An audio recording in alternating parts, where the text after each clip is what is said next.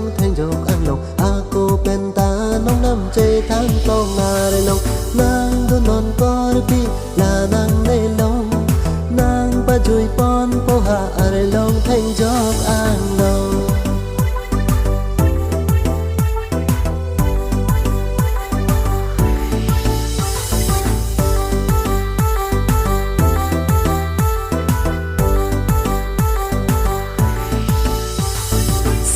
kan kimi piknik ke jodam hadak sidam ji selfie mohor tali ji tuli long ji are long na kindeng a jo lang me oji are long nang song pen chi chare pir the adang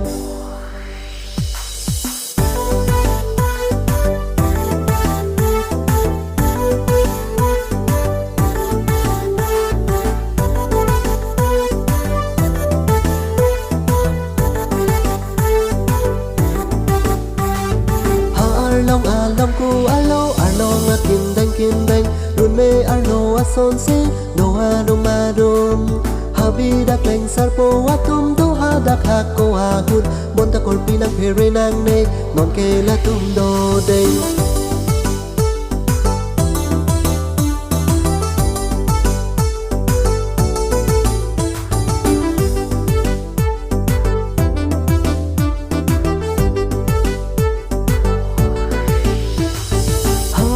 long ang song mon jir so nang ja ven ka chi du e seng ve in sam o ji bong nang dun non ne long nang pa joi pon po ar long thanh jok ang long dak ves kar bi ang long